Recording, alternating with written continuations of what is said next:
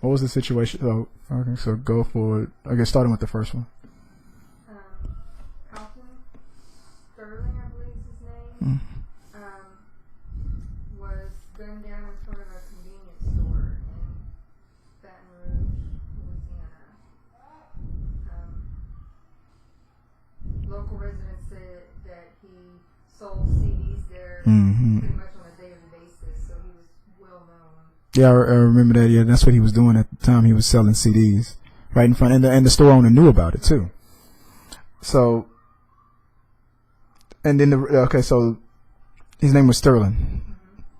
Man was selling CDs as he's normally known to do, and the cops were called in on him, or was there some kind of an argument, or what was the reason why they were pulled on him? And I guess why you pulling that up.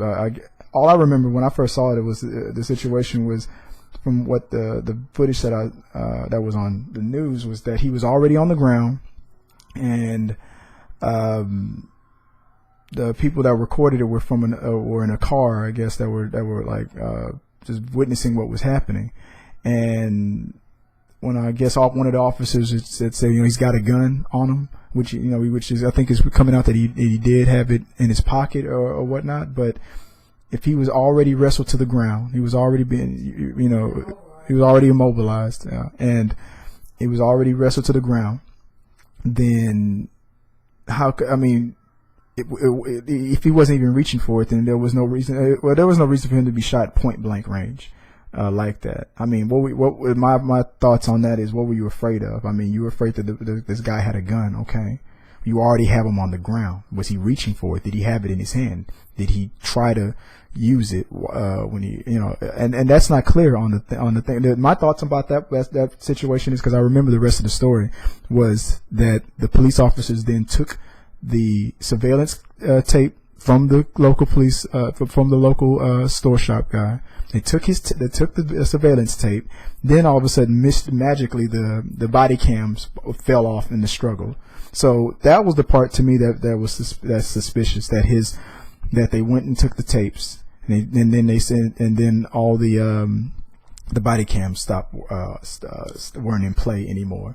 Right there, it's just too much. That is too much to be a coincidence. One is a coincidence. Two is conspiracy, in my opinion. But what they also didn't know is, while the store owner was willing to give up, because what are you going to do? What are you going to tell the cops? No, you're afraid. You just saw these guys shoot a man for whatever reason, and you're probably afraid too. You don't know what they're going to do. You don't know what's in their heart and what's in their mind. So you're like, okay. It's funny how he gave them the tape, but didn't tell them that he was also recording from his phone too, as well as the other pedestrians who were recording from their car. So I don't know. I don't know what's going to happen as far as when those. I know I think they're on every shooting. You're suspended for a little while the investigation is going on. I can't remember if it was with or without pay, but the part to me that seems fishy. You always think to yourself, all right, these cops. This was negligence at best, or murder, or whatever you want to call it. All right, this is it. These are the cops that are going to get arrested. They're going to go to jail for not following procedure and just totally mucking it up and causing the death of another man. But for that one, I can't call it. I don't know. I don't know what's going to happen on that one. I can't call it on whether or not they're going to be prosecuted or not. I feel like I'm leaning towards it that there is going to be another situation where they probably won't get prosecuted for whatever reason. I don't know. Because prosecutors are afraid to prosecute cops, because then if they don't have that working relationship with the cops, then they feel like they won't be able to make cases and whatnot anymore, because they need the cops and whatnot. That's why they're afraid to prosecute cops, and that's why some cops, they feel like they get away with things. The next story was what? Minnesota. Okay. The one in Minnesota I just became aware of today. So what's the situation there? His name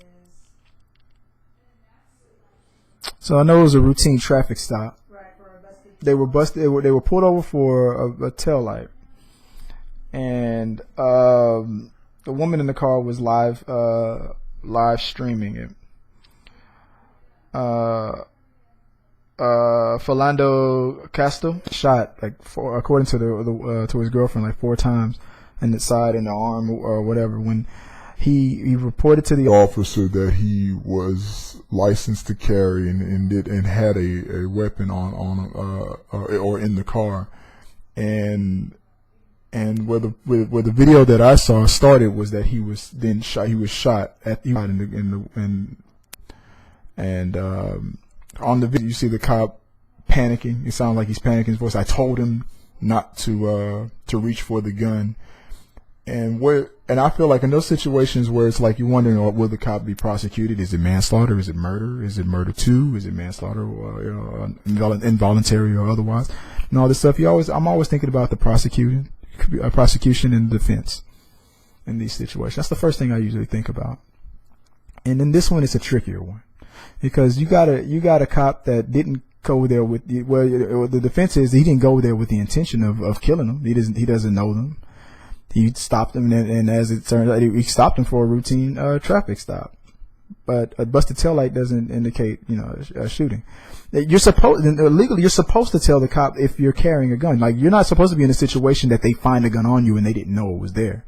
Especially if you're licensed to carry, you tell them you're following procedure, you're following protocol, you're following the law. You're telling the cop. So from what I can understand, it's a routine traffic stop. He's asking for ID. While he's reaching for his ID, he then at this point tells the cop, I am also carrying. I'm licensed to carry. I'm getting into the mind of this officer, and I'm thinking. I mean, right then, there's a problem in the world where I don't know. Depending on how you were raised, your personal feelings on it, or whatever, the movies you saw, how you feel like how you see certain people, or whether it's certain races or certain backgrounds or country, whatever. But you hear the second I feel like from what I could tell, the second it became black man with a gun, instantly now this guy is in a total different box in his mind. He's in a total different mode. At first he was in the I'm just doing a routine traffic stop mode. Second, the cop warned him and said, I'm licensed to carry and I have a gun. He went to a total different mode, and that maybe his paranoia went up. Everything just started flaring in his mind. Because there was no reason that a person should be able to follow procedures and properly warn an officer. And I've seen it happen before. I've seen a person get pulled over or get searched by a cop, and he calmly says, do you have any weapons? And the guy calmly says, yes, I do. I'm licensed to carry, or whatnot. Or even if you're not licensed to carry, you still tell the truth and say, I have a weapon on you. The next question usually is, are you licensed to carry? Yes, no, whatever the answer is. And then they ask you where the gun is, and then they go get it. The problem, so I'm going back into the defense when this guy goes to trial. What's he going to say? What's the defense going to be? Well, his one defense I'm thinking that he can get off on is he was afraid that he was going to go for the weapon.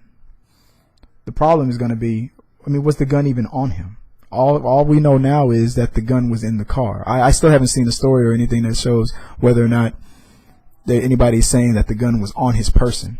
It could have been in the trunk of the car. It could have been in the back seat. It could have been wherever. Even if it was on his person. Here's now the defense is probably going to be he was afraid that he was going for the gun, which then right there, if that's true, it's not murder. Because you're going into man too. You're going into negligence and all that stuff. You're going into that territory. If they try to go for murder on this one, the first one you can probably go. I don't know. It's probably a better argument for murder, even though whether it was intended or not, murder 2 or whatever. I don't know. This one is going to be more trickier because he didn't go there with the intent to murder him. He went there to the intent of pulling him over for a busted taillight, and he caused the death of a man. And the defense is probably going to be, well, he probably thought that he was going for the gun. The problem is the person in the car, his girlfriend, was live streaming. Now, whenever a cop is being recorded, now a cop usually has a chance to give his statement and then when the tape comes out, whether he knows he was being recorded or not, then they try to, piece it together and make it make sense later. They try to work on their story. The problem in this situation is she was live streaming. It's kind of hard, and she had no reason to lie. She did exactly what she was supposed to do. She was reporting live as it was happening. She was in shock, and the shock as it started to wear off, then her tears started to come out. The problem that this cop is going to face is the fact that there was a kid in the car. He unloaded a firearm in the direction of a child. I don't see how you can defend this cop. But at the same time, you never know. You've seen this a case many times. You've seen cops where their shooting that takes place, and you're like, I don't see how this cop is going to be defended properly or get away with this. Then they get off. This is a trickier one. He didn't go with the intent to kill, but he fired a gun to a person. And the cop starts to say, in the video, the cop says something like, what does he say? Something like, I told him not to go for the weapon or something like that. I told him to keep his hands where I can see him. I told you not to move. Then he was spot corrected by the woman recording it, live stream. And it's difference between being recorded and then live streaming. The fact that she live streamed it is going to make it even harder for this cop. Because while you were hurrying up and trying to defend your actions, you were being spot corrected right there by a woman who had no reason to lie. And she's in shock. You have a gun pointed in her direction. I mean, what's the point of lying? I mean, she's scared. She doesn't know what you're going to do now. So she said, no, officer, you said, show me your ID. And he went to show you that ID, and then you shot him. Maybe he panicked because while he was going for the ID, he said, oh, by the way, I also have a gun. Your hands are already probably down there going for your ID. So I'm trying to get into the fear of this man and what's going on in this guy's head. So you think at first you're not panicking because he's going for his ID, but the second he says he has a license to carry, I think it's like, in my mind, it's like he went to a whole different mode, and he's like, okay, so are you going for your ID or are you going for your gun? Is that why you're telling me? Why would a person warn you that he's about to shoot you? It just doesn't make any sense. Maybe this cop just panicked. I mean, he just freaked out. Whatever he brought to the table, his emotions, his backgrounds, his feelings, his preconceived notions, whatever, he brought it to the situation, and he panicked, and he shot this guy who did not need to be shot. And the fact that he was being live streamed and spot corrected, it's hard for him to not work on. It went live before he was able to make a report. That's the problem. Usually it's the reverse. They make the report and then the tape comes out later. But I mean, or whatever, or it usually happens around the same time. No, this time the cart really got ahead of the horse on this one. So it's hard for him because now she doesn't have to remember anything. It was right there on the spot. She doesn't, in defending her or pleading her case, she doesn't have to remember anything. Just play the tape. It's right there, raw, everything, raw emotions right there. Her truth was right there on the spot. You told him to go for his ID. He did. And he, as he was supposed to, told you he was licensed to carry. Then next thing you know, he's being shot to death. And there's a 4-year-old in the backseat of this car seeing the whole thing. Then you restrain the woman in the car who's live streaming it. You're smart enough not to take her phone and destroy it or do anything to it, because you're being live streamed, and she's probably telling you that it's going live. So it's already out. No matter what you do to that phone, it's already out. So it's too late. The report got out. The report from the woman's phone, everything that got out before you can even control the situation. It was already out of control. Putting her in handcuffs made no sense to me. Keeping her away from her daughter made no sense to me. You're traumatizing that little girl further, for she just saw a man get killed, and now she doesn't have her. There was no. They get pulled over. He has a license. He has a licensed gun in the car. He was pulled over for a busted taillight. He gets killed. The woman in there, she's emotional. Her being in shock. She keeps as much calm as she can. I was actually impressed about how calm she was in the beginning, but still, she gets restrained. That's the part that I don't feel like. I feel like that's going to be real bad when it's time for his defense. I don't see how he can be defended. As long as if they go for murder, then they're going to lose. He's not going to get arrested. I mean, for charged with murder. They go for the manslaughter, maybe man 2 or whatever. He's negligence. It's got to be something lower like that, because he didn't wake up in the morning thinking I'm going to kill a guy today. I don't feel like it went down that way, or maybe he did. I don't know, but I hope not. But I doubt that was the situation. So don't go for murder. Don't overreach. The guy was obviously not good at his job, or maybe he was just having a bad day that day or something, or maybe he was just jittery for some weird reason.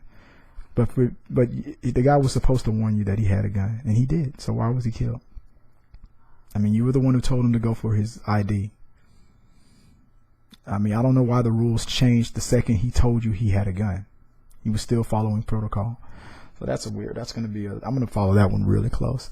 And then the last thing that happened was today. The thing that I'm really concerned about is the fact that in Dallas, I'm from Houston, I'm in Texas right now. You got Dallas cops that were shot, and I think as of right now, 4 are dead. A lot of people are hurt. I mean, and this was during a peaceful protest or demonstration for the shootings that were happening before. So the 2 snipers come out and they're shooting at cops now. What is this? I mean, at first I'm thinking, is this terrorism? Is this retaliation? Or what is this for? And what's this going to do? What message is this going to bring out? This is the worst thing that can happen to the families of those officers, and also to the families of the other 2 men that were shot yesterday and the day before. Everybody everybody should pray for the families of everybody who has been shot and killed and wounded in these situations. But as far as moving forward, I can't call it. I don't know what's going to happen. I mean, this is not going to do it. This is going to, every time there's a mass shooting, then there's or a cop shooting and whatnot, people are always talking about how to make the police work better, what to do about gun control and all this other stuff. All this talk is about to come up again. It's too soon to talk about gun control every time in the middle of a shooting. That's what they always say. Then a couple of days later, a couple of weeks later, a couple of months later, now it's too late. Now we can't talk about it at all, and nothing happens. So nothing's gonna happen. Are we gonna start talking about gun control again now that cops have been shot? I don't know. It'll be if kids getting killed can't talk about gun control, then I mean, what now? What's going on now? I mean, I'm for people who are on the no-fly list, also not being given guns. I'm for more control. You've already seen in the last videos I've done videos before. You know that I'm against military style weapons being out in the streets. I'm against that. You're not. What do we need that for? You can't hunt with that. You can hunt, yeah, but those guns are being used to mostly hunt people. Keep them at gun ranges. Keep them over there. Keep them in the battlefield.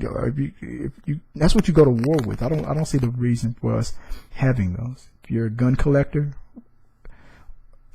I don't know. But we talk about it and then nothing happens.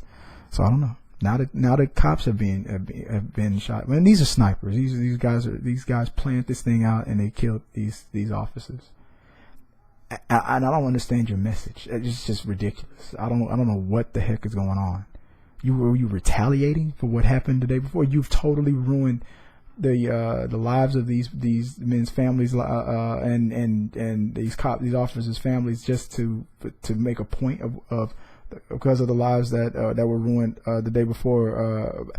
You totally erased the message that was probably about to come out for those other 2 men that were killed yesterday and the day before. There was a conversation happening about those men's lives and what needs to be done and protocol and things being looked at and hopefully something happening, whether it was or not. But that was and looking at those people's the victims' families and thinking about them and praying for them and hoping that this will never happen again. Because the woman who lost her boyfriend said the most perfect thing that she could say. She got an apology from the governor and said, I don't want your apology. I want you guys to be careful. And that was perfect. And now that conversation is probably lost because of what 2 idiots with sniper rifles did to police officers today. And because now I don't know what's going to happen. You had the tragedy on one side of the coin that happened, and then you have a tragedy like this that on this side that happened. And people are going to be looking at things closely about justice and peace and and things like that. It's just it's all 2 different messages, 2 different situations. It's totally amalgamized into a whirlwind of chaos. So I'm really concerned. I'm looking closely at all this, and like I said, I'm praying for the families of the people who were killed, and I with everything, I'm worried about people politicizing it and people. I don't know. It's all going to get jumbled up. You don't know where the direction the media is going to go, the government's going to go, protesting is going to go, policing. You don't know the direction of anything now. So it's really bad. So the reason why I made this video is to just express those thoughts and just to get your thoughts. So right now, let's comment on this. I mean, I can't. I'm hopeful that everybody tries to stay on a reasonable level. I'll say it like that, but I know everybody's gonna, especially when their hearts are out there and I'm not gonna censor or control what you're gonna say. Whatever's on your mind, say what you gotta say. Say it right here. Let me know what you guys think. As always, I always tell people, let's keep talking. So I'm just curious out there. I mean, I've already gone on for over 21 minutes, so I want to hear what you have to say now. So comment below and let's talk about these 3 situations. And till next time, thanks.